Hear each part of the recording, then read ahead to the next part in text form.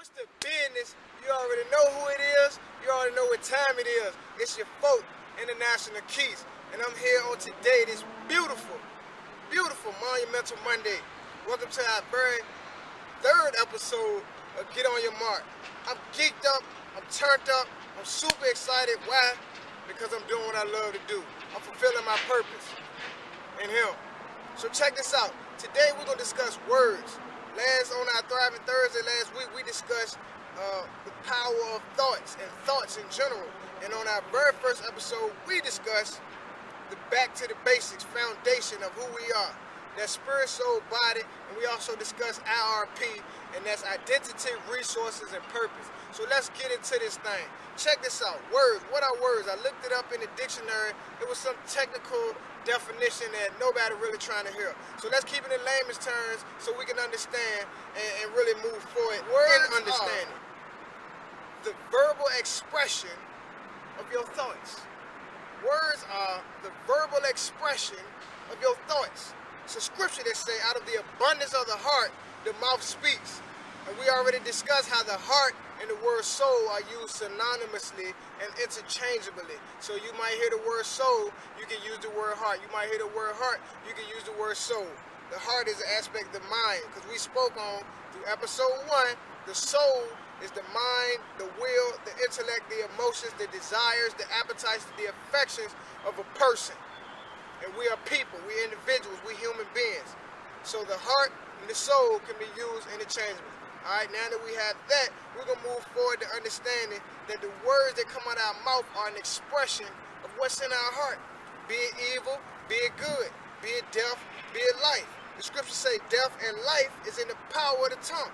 I looked it up, and it actually meant death, like dying, decaying, decomposing. Death. I looked up life, and it meant life, living, fresh, green. So the absolute power of death and the absolute power of life is in our tongue. The power of our tongue. This is huge. This is huge. So you have to be careful, like I always say, what you eating. Because what you eating goes inside, and what goes inside comes out. What you eating with your eyes. What you eating with your ears. What are you eating? The negative stuff we put in our heart and our souls is going to come out. It has to. This is universal law. It will affect you. There's another scripture that blew my mind. It said the words, there we go, the words of a talebearer or a gossip, person always running their mouth gossiping, they are like wounds. W-O-U-N-D-S, wounds. They go into the innermost parts of the belly. So when people gossiping and speaking, because it's the intent of the heart. Their intent is to speak malice against another individual.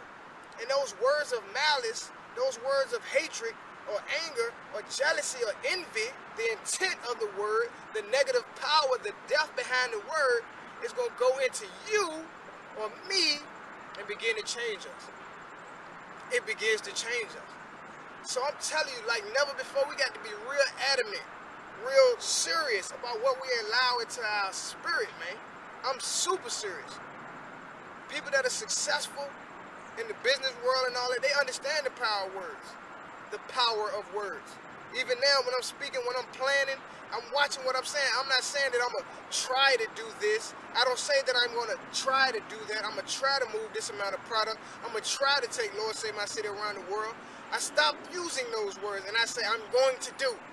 I'm going to do, and I keep speaking it. Your faith comes by hearing. You believe you more than anybody. You believe you more than anybody. So instead of saying, I can't do this, I can't pass this class, I can't be a good mother, I can't be a good father, I can't win, I can't do this, cut that out your vocabulary by faith. And say, I can be a great mother. I can be a great father. I can be a great student. I can be a great teacher. I can be a great leader. I can be great. I can. Because your soul, your spirit man is hearing that, and the confidence is being built within inside of it because you're speaking life into yourself. Don't forget, death and life is in the power of your tongue. And you believe you more than anybody. So speak words of life.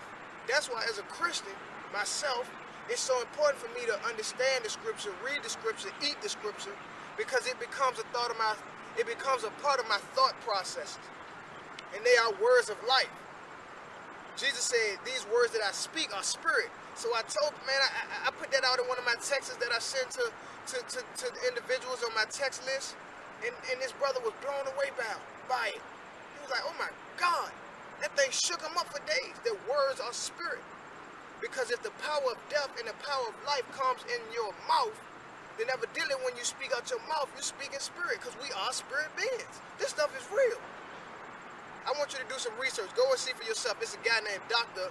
Masaru Emoto. Dr. Masaru, M-A-S-A-R-U, Emoto, E-M-O-T-O. E-M-O-T-O. And he did an experiment called the rice experiment. And he also does experiments with water. We over 75% water or 70% water. So you really want to go and do some research on that.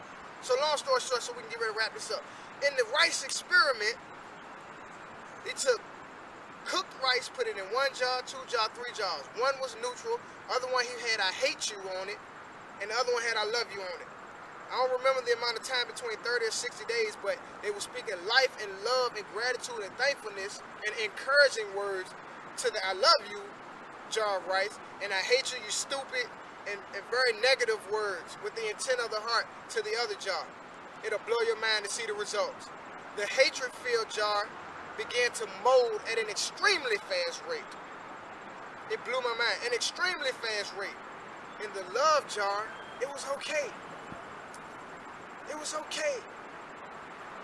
So we gotta ask God to heal our hearts and fill ourselves with positive things. Because our thoughts, go watch last week on Thursday, our thoughts going to determine our words. And our words going to determine our actions. And our actions going to determine our habits. And our habits are going to determine our character. And our character, as I added, is going to determine our destiny. This is very important, very vital things. Very vital information. And if you apply it to your life in faith, you will begin to see your life change. So real briefly, words are the verbal expression of your thoughts. And your thoughts are affected by your environment and what you allow to your gates, what you allow into your gates. Eye gates, ear gates, mouth gates, nose gates, feeling gates. Everything that we see, smell, taste, touch, hear, it affects us. So be very, very careful what you allow in your spirit. Protect your children, parents.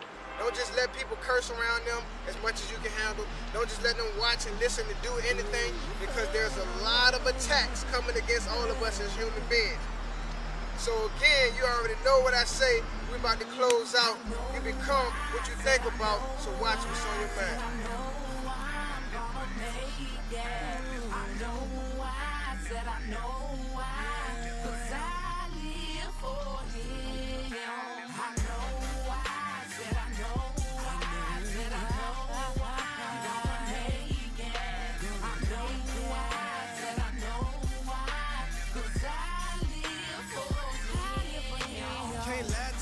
Keep it real. Without my God, man, I should have been killed. What's a wild boy, no machine gun? Kill it, but the streets I did run. What's